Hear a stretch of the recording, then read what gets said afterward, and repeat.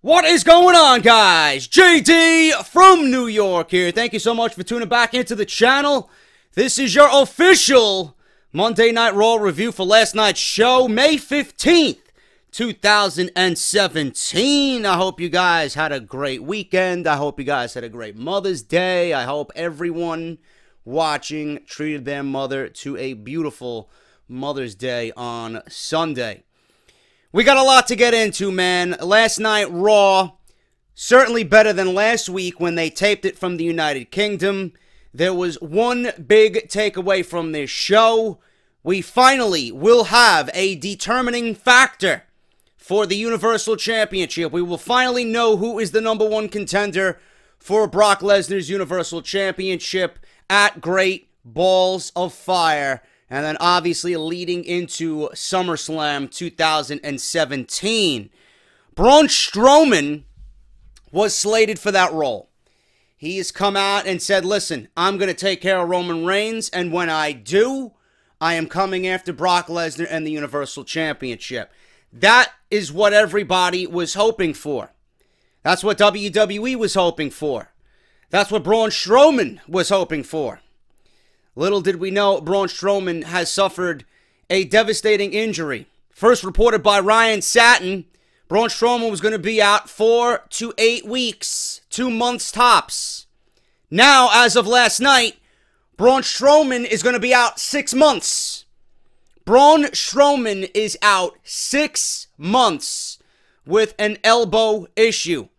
WWE announced on Monday afternoon that Braun Strowman had suffered a shattered elbow after a recent attack from Roman Reigns. I am not sure if that is the legit case, but that is the situation that they're going with the attack that Roman Reigns gave Braun Strowman on last week's show. It was announced that Strowman successfully underwent surgery and would be out for possibly 6 months as he recovers. Now, before I even get on into the news story, as far as what Dave Meltzer has stated, I'm going to throw this out there, and I'm not sure if you guys feel the same way that I do, but this could be a cover-up to make his return all that much more monstrous. That's just me. That's just me. I'm thinking and pondering what WWE could be doing here with Braun Strowman. They initially said 2 months. Now they're saying 6 months. They're saying 6 months now. Maybe they do have it in the back of their mind that, you know, Braun Strowman just needed to clear up some minor issues with his elbow. He's going to take some time off TV.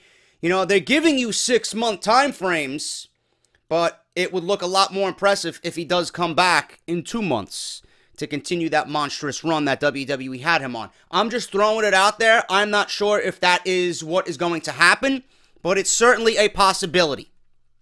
Okay, and WWE, it wouldn't be the first time that they did that either. Okay, this was a big shock to fans, as it was originally reported that he would only be out for about 4 to 8 weeks, like I previously mentioned, and the surgery was minor. Some good news for fans of Braun Strowman. According to Meltzer himself in the daily update on F4WOnline.com, the 6-month timeline that WWE is giving is a work. There you go. I did not read this article beforehand. I just pulled it and figured I'd start the Raw review with Braun Strowman because that is the biggest thing right now in WWE.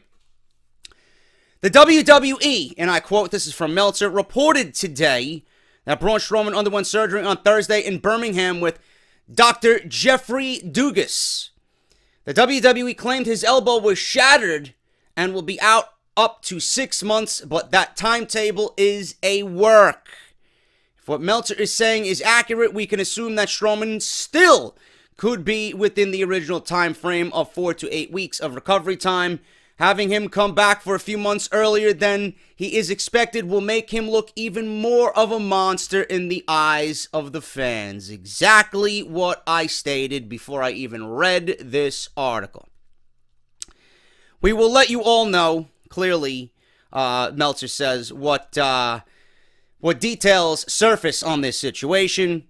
And we can only hope that this is the accurate story that Meltzer is portraying here with Braun Strowman. Now, this really is going to shake up a lot of things as far as what was announced on Monday Night Raw, which we'll talk about in just a second. I want to thank everybody. I wanted to start the review off with that. I want to thank everybody for showing me some support, man. Thank you so much. If you missed Off the Script this weekend, there was only parts 1 and 2. Okay? No Sunday episode because there was not really any news. I got a few stories that we're working on for this week, man. It's going to be a big week. And I want you guys to be a part of it, man. Clearly, you're getting the Raw review tonight. SmackDown review will be up tonight. Okay? I might have an off-the-script extra sometime in the middle of the day today. I'm not sure. But I want to get you guys ready for the weekend, man, because Friday, we got the UK Championship Live special. That's airing at 3 p.m. on the WWE Network. It's going to be hosted by Jim Ross and Nigel McGuinness. They're going to be doing commentary for it. I'm going to be covering it. I'm going to be reviewing it here on the channel. Okay? So if you guys are interested in that, please make sure you mark it down on your calendars. This Friday, United Kingdom Championship special. I will be reviewing it. I will be covering it. And we will be going over it right here on the channel, man. And I'm thinking as well that I might actually do live reactions on Twitch for not only that, not only the UK Championship special that's coming on Friday, but I might do live reactions for TakeOver, and I might do live reactions for Backlash. And I might be doing them on Twitch, because I think that'll be a great way to grow the Twitch channel, man. So I want to kind of integrate the live reactions on Twitch and see what happens with that. I don't want to do them on YouTube because, number one, I'm afraid. Number two, YouTube is worthless to me right now with all the bullshit that's going on. There's just so many negatives, man. There's hardly any positives with YouTube. So if you guys are interested in that, please make me aware of your feelings down below in the comments. It's going to be a big week, man. SmackDown tonight, NXT. We got Out of Nowhere on Wednesday. Hopefully if Joe's tooth is okay. Friday, the UK special. We got Off the Script this weekend. We got TakeOver. We got Backlash. It's going to be a big week, man. So make sure you guys are tuned into the channel this week. A lot going on. I did upload a video yesterday going over the entire Randy Orton situation with him bashing the indie talents, the indie scene, you know, the fans of the independent wrestling scene and old-timers like Bubba Ray. It was a very, very good video, man. A very well thought out video. If you missed it, it is live on the channel right now. You can go right to the annotation that you see on the video with that little exclamation point, man. You could drop that down. Not only will you see that, but you'll see Off the Script, and you'll see parts 1 and 2 there for last weekend's show. So make sure you guys go and check that out. That was uploaded around 1 p.m. yesterday, Off the Script Extra, talking about the Randy Orton Twitter rant about his dislike or disdain for independent wrestling, the fans, and the old-timers who are defending the indies. So make sure you guys go and check that out. Follow me on Twitter, at JDFROMNY206. Please subscribe to the YouTube channel down below. I'd love to hit 80,000 subscribers before we get to Great Balls of Fire. That would be a great way to ring in the beginning months of the summer, man. So make sure you guys go and subscribe and hit that bell for the notification so you guys are notified of all my uploads. Some of you were mentioning that ads do not play immediately on the video. It takes about a day for ads to kind of filter in. But that's a whole day's worth of revenue lost. So I don't know what the fuck the problem is. I'm not sure if it's browser specific or browser related. Some people are getting ads. Some people are not getting ads. I use Google Chrome. I don't get any ads on anybody's videos that I watch. Maybe if you guys are using Firefox or Internet Explorer or something that is not Google Chrome, I don't know. But I'm hearing rumor that it could be browser specific. Don't know what the fuck's going on. I know Grimm's Toy Show is working his way around because I DM'd him and I asked him, bro, what the fuck's going on with your situation? And he's like, dude, it's the same, if not getting worse. So I know he's having a big GTS pay-per-view special. If you guys want to go over to his channel and support, he's got 7 big matches coming up for his GTS promotion, and he's charging everybody $1.99 to view the video on YouTube, man. So it's going to be a big deal. He could be he could be on the verge of something good here, man. So I wish Grimm all the luck in the world with that. And you know, we got to compromise with our subscriber base, man. You know, it's a tough time right now, and Grimm's got bills to pay. He's got kids at home, you know, and he's giving you guys great content for $1.99. That's 2 Arizona iced teas, bro. That's 2 Arizona iced teas. If you guys love Grimm's Wrestling, GTS, you know, you could bypass the 2 fucking Arizona iced teas. That's 8 fucking quarters. Give me a break. So people are complaining about that. We got to make We got to make, you know, everything a little bit more positive, man. We got to work around the bullshit that YouTube is giving us because there's no transparency whatsoever. All right, so I just want to let you guys know about that. You can support this show if you guys want through Patreon, patreon.com/JD206. I got a Patreon-only Q&A coming up on Tuesday. Make sure you guys check that out because it's going to be a big one, man. I'm gonna take 10 of the best questions that you guys have asked me, and I'm going to answer them on Patreon only. So if you guys want to be a part of that, man, it's just one of the few perks right now that you guys are getting. Plus, early access of Off the Script. You guys get the exclusive Discord chat link. A lot of you guys are talking in there. Great family friendly and just a very community-based feeling there, man. Everybody loves WWE. Everybody loves the channel. We all talk about what is discussed on Off the Script inside that Discord chat, man. So it's great for everybody. And if you guys want to go check that out, again, you could be a part of all that. Patreon.com/JD206. Shout-outs coming on Friday for everybody that pledged this week. And at the end of the month, we're going to do a whole roll call for May. Everybody that pledged in May is going to get a huge shout-out on Off the Script. If you guys want to pledge, you can go and do that. Also, another great way to do and support the show and the channel is through Audible, man. audibletrial.com/offthescript. Audible's giving everybody listening to not only Off the Script, but all my reviews during the week, 30 days free to try their service out with one free audiobook of your choice. Over 180,000 books to choose from. A lot of those are wrestling related, and a lot of you guys are cashing in on the AJ Lee book. Crazy is My Superpower, man. Narrated by AJ Lee herself. Over 9 hours of content from AJ Lee. If you guys want to go check out Bob Holly's book, The Death of WCW, Daniel Bryan, Justin Roberts' book is coming very, very soon to Audible. If you guys want to cash in on that, you can right now. You guys can go pre-order Jim Ross's new book, which is coming to Audible. That's coming out in October. Ton of stuff, man. And if you guys are not into the wrestling stuff, you can choose anything that you want. Over 180,000 books to choose from. Compatible with iPhone and Android devices. That's audibletrial.com/offthescript. And if you guys end up canceling within the 30 days, and if you feel it's not for you, you get to keep your audiobook no matter what. If you guys want to get t-shirts like this, man, this is one of the best-selling t-shirts right now on barbershopwindow.com. This is JD is Negan, man. This is me in the outline of Negan with the leather jacket with the Off the Script logo with my beautiful Lucille.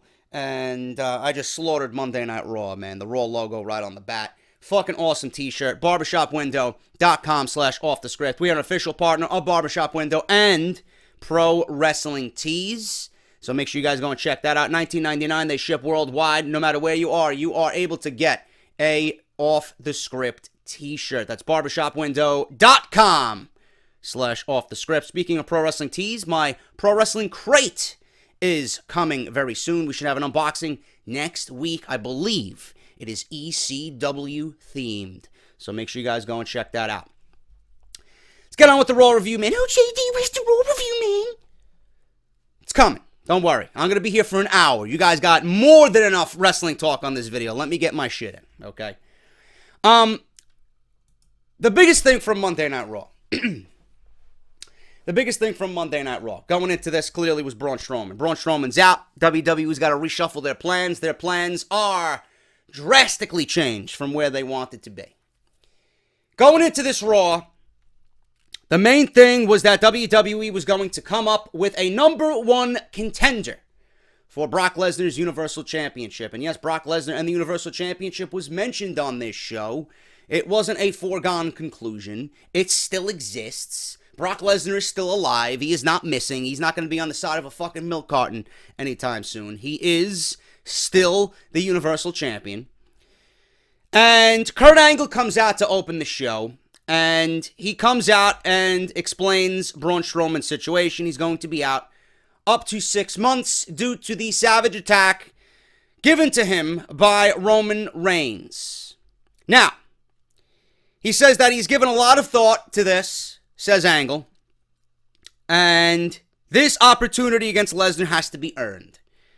So he comes up with the idea that at Extreme Rules, there will be a first ever Fatal 5-Way Extreme match, and the winner will face Brock Lesnar. He did mention the words Extreme Fatal 5-way match. I'm just throwing it out there. I don't know if this went over WWE's head, usually like everything else does. Wasn't or isn't a fatal 4-way or a fatal 5-way already extreme? There's no disqualifications. You know, I understand they got to get the word extreme in there because it's Extreme Rules, and I don't want to come off as a fucking prick who's nitpicking, but these are the things that I pick up on, okay? It's already no disqualification. It should be automatically assumed that this is going to be every man for himself, no holds barred, one winner. At the end, winner take all. Just throwing it out there. Just want to make sure you guys are aware that it's already an Extreme Rules match without them going over the fact that, listen, this is Extreme Rules, okay? Now, he says that he gave this a lot of thought, and he even thought longer about who should be in this match. They revealed 5 images with all 5 opponents staring down Brock Lesnar for Extreme Rules. Seth Rollins, Samoa Joe, Finn Balor, Bray Wyatt, and Roman Reigns. Angle said whoever wants to slay the beast has to be victorious at Extreme Rules. He said this will be historical and extreme. Oh, it's true. It's damn true. Roman Reigns then comes out, and this is where WWE books Monday Night Raw in typical fashion, very formulaic, Raw 101. Roman Reigns comes out, and he's heavily taped, he's bandaged, he's hurt, okay? And Reigns comes into the ring and stares down Angle and says, "This is my yard." He said as far as he's concerned, it is his yard. Reigns entered the ring, looked upset. He says that he's the one who beat The Undertaker. He's the one who took out Braun Strowman. There should be no other man who is deserving of the title #1 contender. And you know what? I don't like Roman Reigns. You guys know my feelings on Roman Reigns and the way he's been booked in WWE. I'm going to sit here and tell you and look you straight in the face, I actually agree with him. I actually agree with Roman Reigns on this situation. He beat The Undertaker. Fine. Beating The Undertaker has nothing to do with this. Beating The Undertaker was all about giving Vince McMahon a hard-on. That's all that was. It did nothing to accomplish Roman Reigns or further Roman Reigns. Clearly, it did nothing.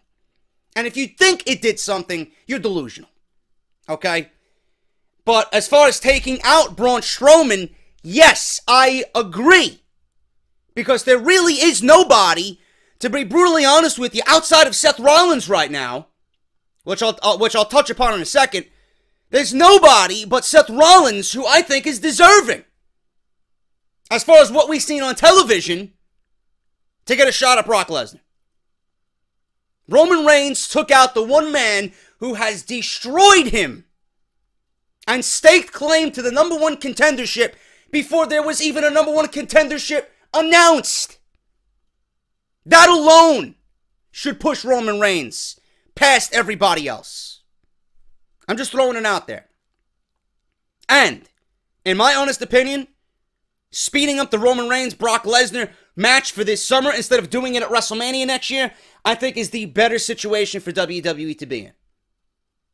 That's just my honest opinion on that. Like I said, very formulaic. Finn Balor comes out. Again, they reiterate the first ever Universal Champion, and I watched his 24 special on the network. Excellent. I urge you guys to go watch that. I watched it after Monday Night Raw. That's why the review didn't go up last night. Plus that, I was tired. Balor comes out. They reiterate again, first ever Universal Champion. Balor told Reigns that he was the first ever champion, and he never lost his title. So he's going to tell Reigns what he told Rollins last week. If he wants a shot at the Beast, the line starts behind him. Roman Reigns says that, listen, you have a lot of heart, but you don't have the killer instinct to beat someone like Lesnar. Balor then reiterated to Reigns that he should know what he's capable of because on his first night, and I was hoping that they would go over this, and I'm glad that he did, he says, you should know what I'm capable of, Reigns. On my first night here, I beat you. And that's the reason why I got my Universal Championship title reign. So then, again, very formulaic. One after another, each guy's going to come out. Joe comes out. And he says, "Oh, gentlemen, you have it very wrong. It's not about big hearts or anybody's yard." He says it's definitely not about anybody's club. He says it's about actions and results. He says if he enters the Fatal 5-Way, he wins. He went over various actions and results. And then, obviously, he was interrupted by Bray Wyatt. Bray Wyatt, lights go out, lights come on. He's standing right in the middle of the ring. Bray Wyatt, blah, blah, blah, blah, blah. I'm scary, blah, blah, blah, blah, blah. I'm a loser, blah, blah, blah, blah, blah. I have no chance of winning this match. That's what Bray Wyatt said. Everything that I just reiterated there is what was the underbelly of Bray Wyatt's promo. And I love Bray Wyatt, but it's very difficult to take this guy seriously. It really is. Unless this guy starts winning matches and you can see he's kind of being protected a little bit. Because there was a rumor going around that Bray Wyatt was very upset about the way the WrestleMania situation came off. He was promised that he was going to beat Randy Orton at WrestleMania. And then the day of, he was told that he was going to lose. And now, WWE, to pretty much fan the flames with Bray Wyatt, has been booking him a little bit stronger on Monday Night Raw. I read in an exclusive report from Wrestling News World that Bray Wyatt is a little bit more comfortable on Monday Night Raw. Vince McMahon has promised him that he will be better protected. And you can see that rumor is actually coming to be fact. It's coming to fruition because he's been protected. He's been in some main events on Monday Night Raw already. And he's been put in high-profile situations. But Bray Wyatt was very upset to the point where he was very frustrated with WWE officials. He was very boisterous. And Bray Wyatt is someone who is told something and he does it. But when you're told that you're going to keep the WWE Championship, and then the day of WrestleMania in the biggest match of your career, as WWE Champion walking into the biggest event of the year, and you're told that you're going to lose after you were told that you were going to win, I can see that being frustrated for Bray Wyatt. Seth Rollins then came out and pretty much stated that, listen, we're in Jersey. We're weeks away from Extreme Rules. The fans here did not come to see us talk. They came to see us fight. So then that's exactly what happened. Everybody started brawling. Everybody started getting into a big fucking ringside brawl. Joe went after Rollins. Balor and Wyatt hooked it up.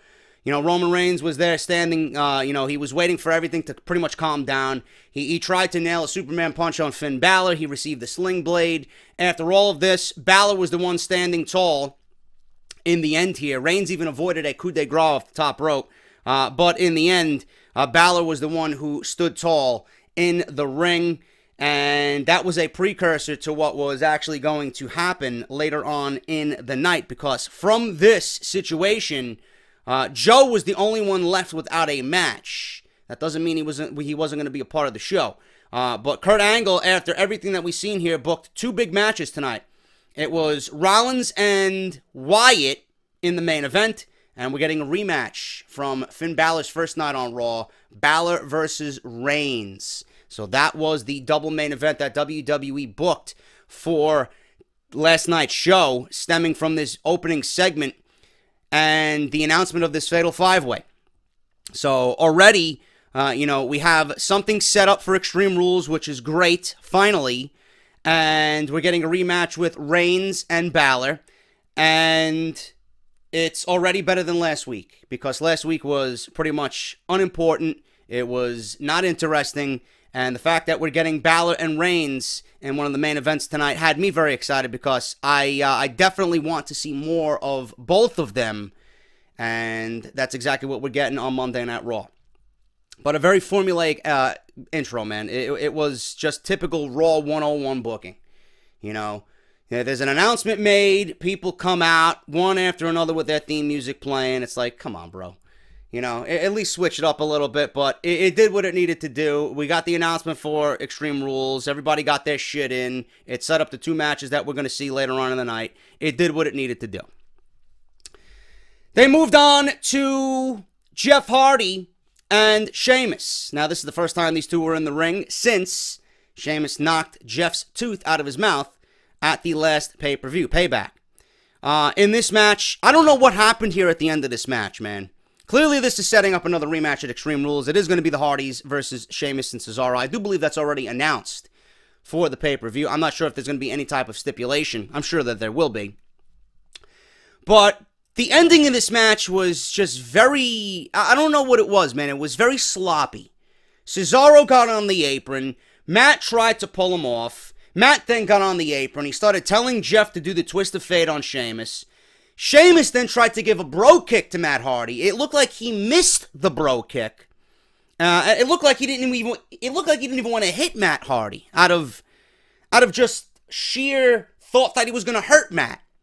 Now, I don't know what the hell was going on here, but he delivered another bro kick. This time it actually connected, and then Matt gingerly just fell off the apron on top of Cesaro. Very, very sloppy. It looked like it was a botch of some sort. But Sheamus did kick him off. Matt fell into Cesaro. And Jeff then in the ring hit the twist of fate. And then a swanton bomb for the win. Jeff beats Sheamus in 8 minutes on Monday Night Raw.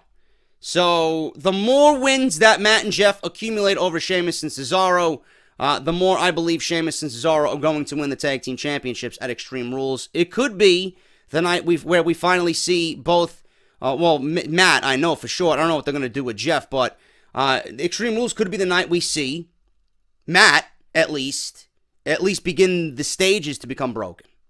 So I don't know what's going on with that, but a very sloppy ending to this match. Wasn't as great as what we seen with Matt and Sheamus just a couple of weeks ago, and even Jeff and Cesaro. So this was definitely the sloppiest of all the matches that we've seen between these two teams on Monday Night Raw. Alicia Fox versus Sasha Banks. This was a rematch from last week. As you guys recall, Alicia Fox and her shoulder was not on the mat during last week's show. Sasha Banks did her double knees off the top rope, and Alicia Fox's shoulders were not on the mat, yet the referee counted 3 anyway. And this week, again, 50-50 booking.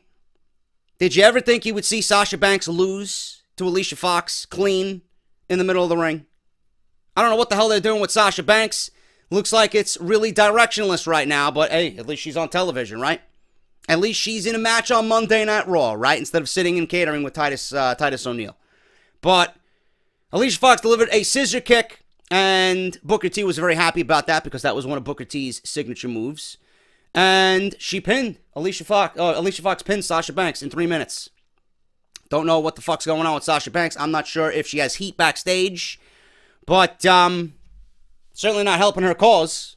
And nobody cares about Alicia Fox, so don't know what they got planned for either of these women. But all I know is nobody really cares. Dean Ambrose versus The Miz for the Intercontinental Championship. This match went about 12 minutes. And I'm going to say this right now. I do not like the way Dean Ambrose and The Miz work together in the ring. I don't. It's just something about the way they interact with each other and work together in the ring. You know, you look back at what happened with Dolph Ziggler and The Miz and how great those matches were. You know, it's just not there. I don't think these two have good chemistry. There's just something off. I don't know if it's The Miz's style. I'm not sure if it's Dean Ambrose's style. I don't know if it's overly... It just feels to me like it's an overly safe style. You know? That, like, there's no intensity. Like, everything that these guys do, there's no intensity behind anything that they do. It's just the same formulaic shit. Dean Ambrose with his shitty fucking clothesline off that middle rope, you know, or one of his fucking weak-ass bulldogs. The Miz using those fucking Bryan-esque kicks that really don't come off the way Daniel Bryan did them.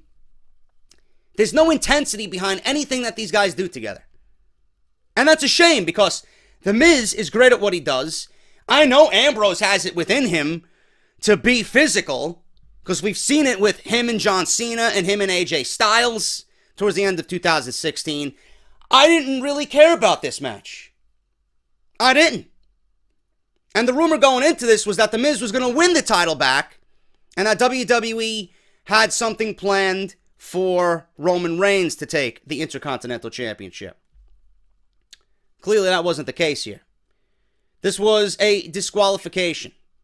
Okay, Ambrose was going to dive off the top rope. We've seen a sequence where The Miz was on the outside of the ring. He's seen Ambrose climbing to the top, and he pulled his wife in so that Ambrose wouldn't dive on top of them, because clearly Maurice is there. Ambrose is not going to dive on top of a woman standing in front of The Miz.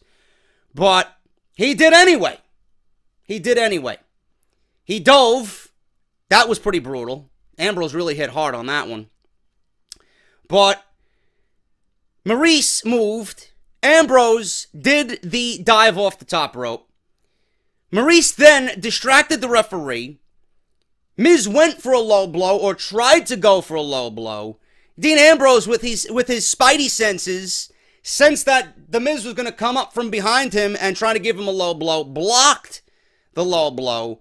Miz then received a low blow from Ambrose, and the referee seen it. So the referee wasn't paying attention to when The Miz was going to do the low blow, turned around and seen Ambrose do it to The Miz and got disqualified. Listen, if I was Dean Ambrose, I'd take that. You're still the champion. You lost the match, but you're still the champion. Champion's advantage. You know, clearly The Miz is going to have a problem with that. Clearly The Miz is going to proclaim that he did nothing wrong because the referee didn't see what was going on behind his back. It was all Dean Ambrose's fault. It was the one Dean Ambrose was the one trying to cheat. You know, referee seeing what was going on, and he's siding with The Miz here. So the referee disqualified Dean Ambrose, and that was pretty much a setup for, I believe, a rematch at Extreme Rules. Don't know what type of match that there's going to be. It will probably be something without a disqualification because of what happened here tonight. But I didn't care. You know, it's something, and plus this is something we've seen on SmackDown, and even then I was not interested in it. And now that they both moved over to Monday Night Raw and we're getting nothing but a rehashed SmackDown thrown together with the last minute Intercontinental Championship feud, I really don't care for it, man. But we're getting a rematch anyway. So it's going to happen again at Extreme Rules for the Intercontinental Championship. And I assume then is when they take the title off of Dean Ambrose and give it back to The Miz. Alexa Bliss came out and she went over the whole Bayley situation and her winning the Raw Women's Championship. So this is Newark, New Jersey, she said with a clear hatred in her voice. And she said, the sweat glands of America. I've never been to Newark, so I don't know anything about that. She went over and said that she is smarter and more dominant than everyone else and makes winning come very easy. There was a large what chant here, and God, I fucking hate wrestling fans sometimes. I really do. I love wrestling fans, but then again, sometimes I just fucking hate them with every fiber of my being. What chant started, and she played into it perfectly. She's like, if you're a failure, say what? And clearly everybody said what? I guess the entire city of Newark is a fucking failure. She said that she does what she promises. She said that Miss America, Miss DC, won because she didn't enter the competition. Bayley walked out. She did her bullshit. And God forbid she took a microphone. And did anybody listen to Bayley speak? Because I know I didn't. I think I mute the TV every time Bayley fucking opens her mouth. Honestly. When she's in a WWE ring and she grabs a microphone, I mute the TV. That's how bad she is. Awful. Awful. Don't say nothing. Just stand there and cry. I'd rather see that than you open your mouth. But she did speak. She doesn't care about Bliss giving herself a goddess title. She is concerned about the belt over her shoulder. She said that she is invoking her rematch clause at Extreme Rules. Bliss said that she may be jet-lagged from their recent tour of the United Kingdom. Or maybe her ponytail is cutting off circulation to her brain. She said at Extreme Rules, it's going to be different than what Bayley is familiar with, such as extreme hopscotch or extreme pogo sticking. Because, you know, Bayley goes to the fucking park on her days off and plays extreme hacky sack and extreme fucking monkey bars, you know, shit like that, because that's what 6-year-old children do. And Bayley's a 6-year-old child. She said she's a good girl, but her legion of huggers had their moment in the sun. But now it's over. She told Bayley to leave the ring because this is for adults now. Bayley shoved Bliss and drop-kicked her to the floor. Bliss looked under the ring, found a kendo stick, and my God, Bayley took a stiff-as-fuck shot with that kendo stick, man. You gotta love Alexa Bliss, man. You gotta love Alexa Bliss. She nailed Bayley right in the back of the fucking neck with that kendo stick, man. It was a beautiful thing. Beautiful thing. So, that's where we were left off with the Women's Championship situation. Now, out of this situation, we got an Extreme Rules match, or a match for Extreme Rules, between Bayley and Alexa Bliss. And the stipulation that the fine people over at WWE Creative came up with is a kendo stick on a pole match. Hey, because that's really going to make me want to see this match even more, right? A kendo stick on a pole. Why don't you just make it an Extreme Rules match? You know, you want to put women in fucking Hell in a Cells. You want to put women in cages on Monday Night Raw, right? And on SmackDown.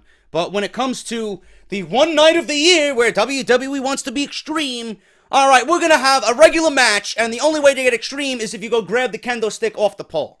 You're better off putting it, you're better off making it a tampon on a pole match. Who gives a shit? The only reason people are going to care about this match, you know, is when there's the fucking kendo stick involved. So why don't you give them access to whatever the fuck they want? I really don't understand that. It's so stupid. It really is very, very lazy and uncreative for WWE to just say, you know what? We're just going to put a kendo stick on a pole. Fight over it.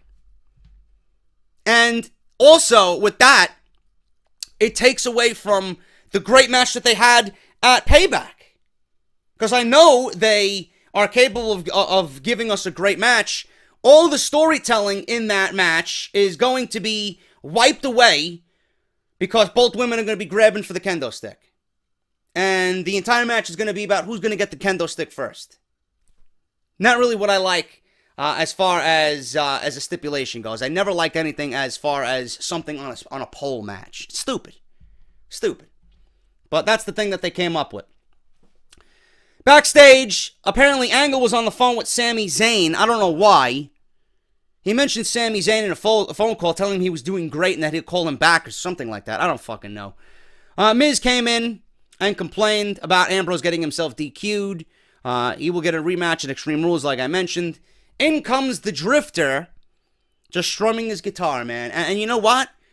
I'm looking at this and I'm like, I can't wait to see the Drifter debut, man. I think he's slowly getting over just drifting in and out of random situations. Just playing his guitar, man. Just acting cool as fuck. Can't wait to see more of the Drifter on Monday Night Raw. Just throwing that out there. Neville and TJP versus Austin Aries and Jack Gallagher. This match went 9 minutes. TJP pinned Gallagher with a detonation kick after a distraction by Neville, yanking on his leg. Aries then gave him a running forearm at ringside as TJP scored the pinfall in the ring as Aries was dealing with Neville. They did mention that Austin Aries and Neville will be going one-on-one at Extreme Rules for the Cruiserweight Championship. That's another match booked for the show. I'm not sure if there's some type of stipulation. I did throw out there and, you know, fantasy book a ladder match between these guys.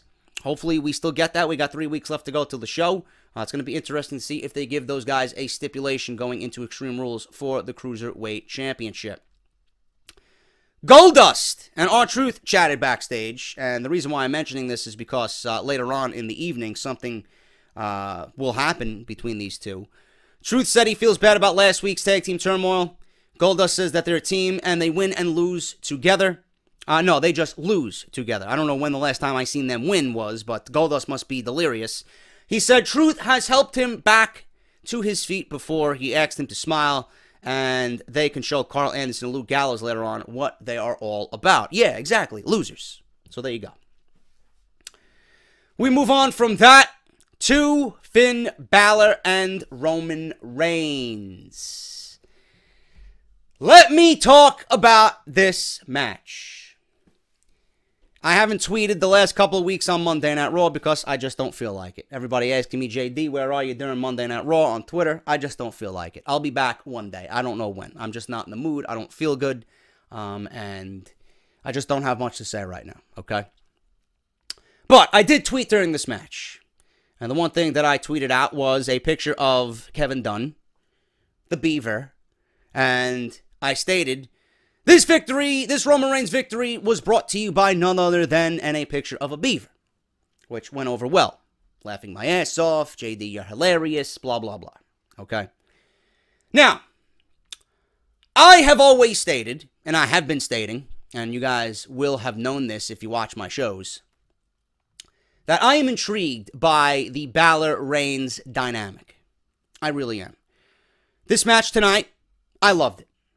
I love the dynamic. I love the chemistry. I love the physicality of Balor and Reigns. I really do. I think they mix it up very well in the ring. I'm going to reiterate this again for the idiots out there. I don't hate Roman Reigns, the wrestler. Yes, I think, Roman Reigns is, booked terribly. I don't think he's spectacular in the ring with his fucking 5 moves of doom. I don't, okay? But the guy brings a level of intensity that not everybody has or not everybody possesses, okay? And I like the chemistry of Balor and Reigns. I do like the dynamic. Now, we all know Balor won the first match here on his first night on Monday Night Raw, which eventually led him to Seth Rollins, SummerSlam, and the Universal Championship. Reigns was the catapult to that. Okay, Reigns was still going through his drug policy violation, or just coming off of it at least, and he was still in the doghouse, and, WWE was on the brink. Is this guy the right one? Are we making a right choice with Roman Reigns? He's still got to be in the doghouse. We can't really push him coming off the suspension just yet. Balor's here. He's the new face. He's the flavor of the week. We'll see what Balor could do. That's exactly what happened last year. That's exactly what happened. Balor beat Reigns clean on Monday Night Raw, and the Roman Empire shed salty tears because they didn't understand what was going on. And they will never understand what's going on. I understand what is going on. Okay? Balor then beat a 100% Roman Reigns. Roman Reigns was not injured. Roman Reigns was not hurt. Roman Reigns didn't have Braun Strowman throwing him off loading docks while he was strapped into a stretcher.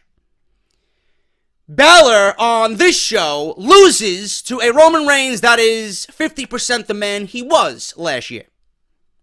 That is the only thing that I have a problem with. Balor beats a 100% Roman Reigns last year, but cannot beat a 50% Roman Reigns last night. If you guys don't understand why I have an issue with that, there is no hope for you. That is the only thing that I thought about with this match. Okay?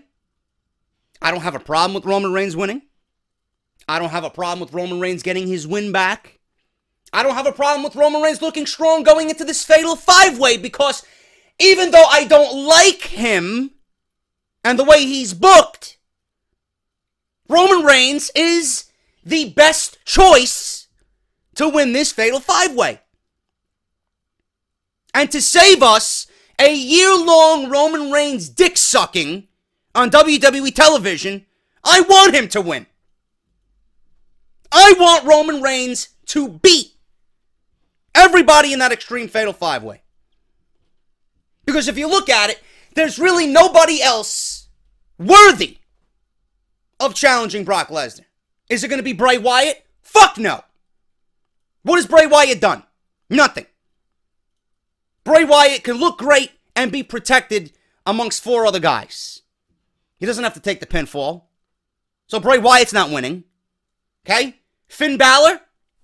Yeah, Finn Balor can stake claim. He's the #1 contender. He's never lost the title, blah, blah, blah. But Balor and Lesnar, to some that might be exciting. To me, I don't see any excitement in that at all.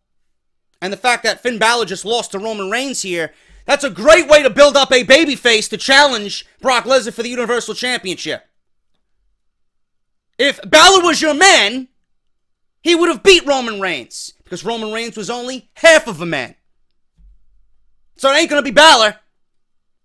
Joe? I've been wanting Joe versus Lesnar for fucking months now. Is WWE going to replace Strowman with Joe? Does Joe have enough momentum on WWE television to even warrant interest from the fans in this match? I don't know. I thought he did. But repeated, droppings of the ball here with the Seth Rollins bullshit, I'm not sure if the fans will care about Samoa Joe if he's put into that situation. I think they will, because that's a legit fight. But I'm not sure that's the direction WWE wants to go in. Roman Reigns is always going to be clear-cut number one favorite. Always. And I think that's the way WWE needs to go here. I think Roman Reigns and Brock Lesnar needs to happen at Great Balls of Fire and at SummerSlam. And I think Reigns needs to win the title. I do. Because at that point, Strowman would come back, and then Strowman, again, would just pick up the pieces where he left them and beat Reigns for the title. Because Reigns and Strowman, they are two peas in a pod. They are each other's best rival right now. And Strowman can run through a rematch with Lesnar. Strowman can run through a Joe. Strowman can run through a Balor. Leading up to Royal Rumble, where Reigns would then challenge and get revenge at the same event that Strowman fucked him out of this year. That's what I've been pitching. Okay? Now, the wild card in all of this is Seth Rollins. I think Seth Rollins poses a great match for Brock Lesnar. I think Seth Rollins, out of everybody in this match, has shown that he's worked his ass off to get a Universal Championship match and is deserving of one, because out of all these guys right now, including Joe is my favorite in this match. But you got to think about what has been done and what has been showcased on television. Who has been the best since his return? Who has been the best in the last month? It's been Seth Rollins. And if you're going based on who's been the best and who deserves it most right now for their hard work, it is Seth Rollins. So I am going with either Rollins, just based on his hard work, or I'm going with Roman Reigns, just because it makes the most sense with Roman Reigns. But Roman Reigns did beat Finn Balor 50% with bruised ribs and a shoulder issue, and that's the only thing I don't understand here. If it was Balor and Lesnar, Balor would have won. Balor would have beaten a Roman Reigns at 50%. He did it last year with Roman Reigns being 100%. This year, he couldn't beat half of a man that was been brutalized, or that has been brutalized by Braun Strowman. Doesn't make any sense. It's not a great way to build a babyface, okay? But this match was great, and I'm really enjoying the interaction between these two guys. There was a huge Superman punch for a very, very near fall, 2 count. And Balor did his signature sling blade. He did the drop kick in the corner.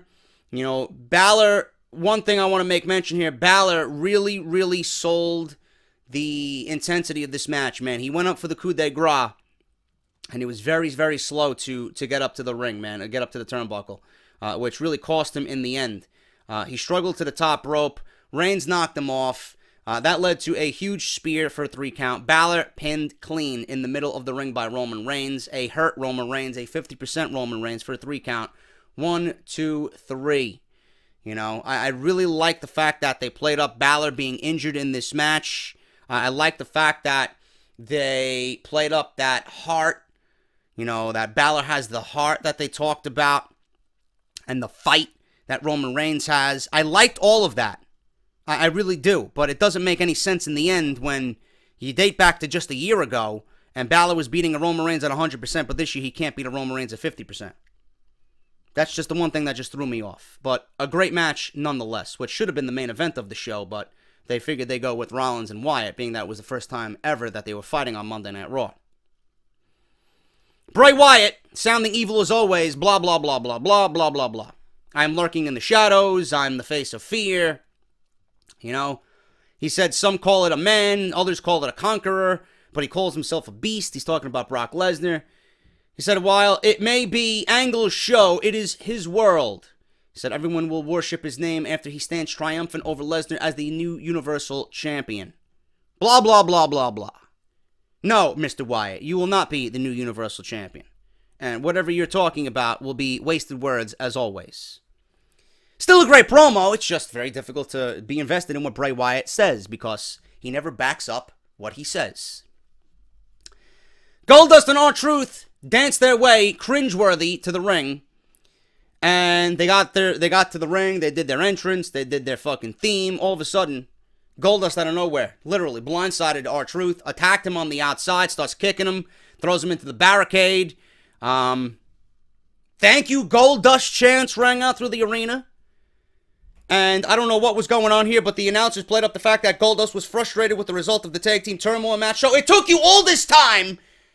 It took Goldust all this time to be frustrated about something. You mean to tell me the tag team turmoil match was the boiling point of your frustration, Goldust? Are you fucking kidding me? Soon as this team was put together and given a spot right at the catering table, that should have been your boiling point for frustration. No, it took a tag team turmoil match for you to fucking have, you know what? Have your epiphany. Our team sucks. My partner's a fucking waste. He's nothing but Titus O'Neil's left-hand man. All of a sudden, Goldust now becomes frustrated. Good on you. I'm glad he finally seen it. Don't know what's going on, but he beat down R-Truth. He took the microphone and he says, "That's what's up, motherfucker." You know, threw the mic down and walked away. Don't know what's going on, but I will say this. R-Truth is garbage. Don't like R-Truth whatsoever. Goldust can still go. I really do. The gimmick is, you know, in 2017, not really what I care for. I wish Goldust would just shed the fucking Goldust gimmick completely. You know, switch it up. Give him, you know, spice him up a little bit. Make him a heel.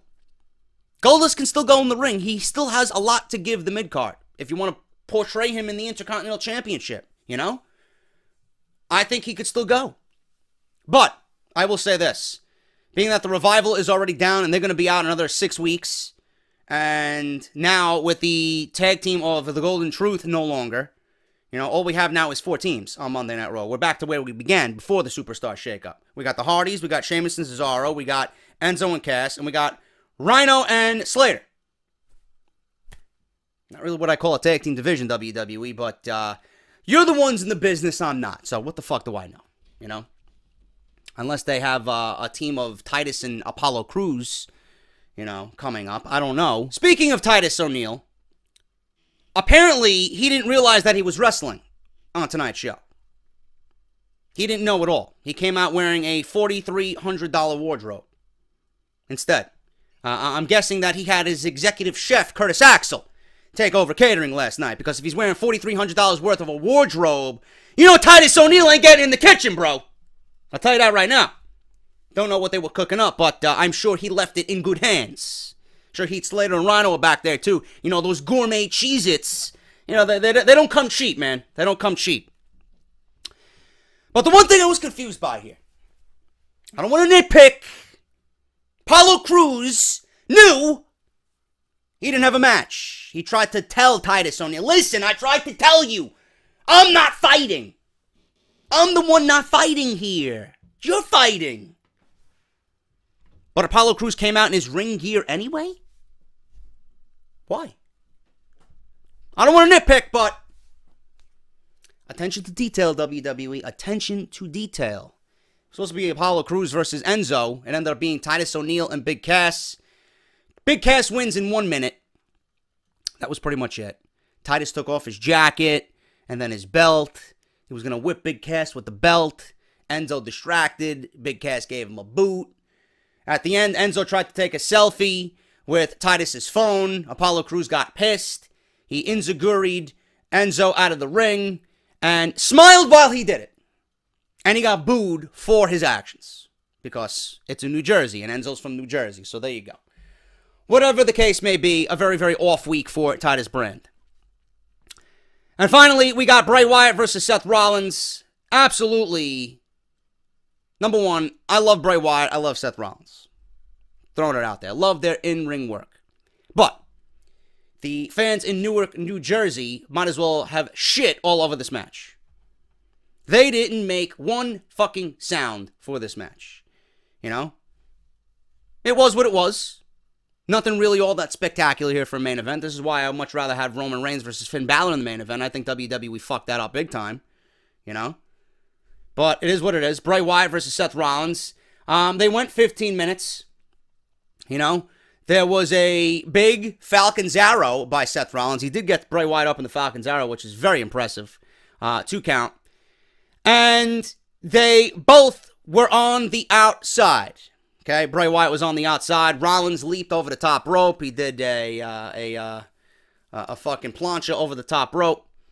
All of a sudden, while Seth Rollins was attending to Bray Wyatt on the outside, Joe comes out of nowhere. Samoa Joe comes from the crowd again, steamrolls over Seth Rollins. And that was pretty much it. The referee called for the bell. Rollins wins by disqualification. Seth Rollins is the winner of this main event. Joe and Bray Wyatt had a stare down, which was very intriguing. That's a match I'd love to see as well. But it was in a mutual respect. They both hate Rollins. They're like, you know what? Let's do it. They're both beating down Seth Rollins, right? And then Bray Wyatt pulled Joe off of Rollins. He's like, listen, calm down, calm down, calm down. They went back at it again. Joe was going to go for some more. He was going to go for seconds on Seth Rollins. And then all of a sudden, Bray Wyatt gives Samoa Joe a Sister Abigail. And Bray Wyatt closes the show, uttering the words, "Follow the buzzards." So that was pretty much it. Joe attacks Rollins. Bray Wyatt and Joe attack Rollins post-match. Joe wanted some more. Bray Wyatt says, no, not on my time. Sister Abigail, that's it. Bray Wyatt stands tall as they play up the fact that it's every man for himself at the Extreme Fatal 5-Way in 3 weeks. That was pretty much Monday Night Raw, man. Much better than last week's show. Still, again, just like every other week, the top of the hour, and usually it's the end of the show, but this time it was Reigns and Balor. This I didn't really give a shit about, you know? But, again, 2 segments out of a 3-hour show is not going to get the job done, man. It really is not. WWE needs to start booking long-term. And by long-term, I mean, give me something to look forward to next week. Why don't you book these matches a week prior so that when we think about Monday Night Raw coming next week, we're like, holy shit, it's going to be Reigns and Balor in the main event. I'm going to look forward to that. Give people a reason to tune in next week instead of booking these shows on the fly the week of as they're happening. It's just a little criticism there. But I really didn't care for this main event. It did what it did to play up the fact that it's every man for himself in the Extreme Rules Fatal 5-Way in 3 weeks for the WWE Universal Championship #1 contender spot against Brock Lesnar. That was it. That's all it did. But Raw, it was an okay show. I'm not going to say it did anything spectacular to me. But the Reigns-Balor match was very good. And that was pretty much it for me, man. That was pretty much it. That match was the only highlight of the show. But we did get a big newsworthy moment here at the top of the show with Brock Lesnar and the Universal Championship. #1 contender will be crowned at Extreme Rules. And that is your Monday Night Raw review, guys. Thank you so much. If you enjoyed the video, hit that thumbs up. I will be back with something later today, hopefully. And I will see you guys tonight for SmackDown Live. I am JD. Thank you guys so much. And check out the sponsors down below and follow me on Twitter at JD206. Have a great Tuesday, guys, and I will see you all later for SmackDown Live. Talk to you later.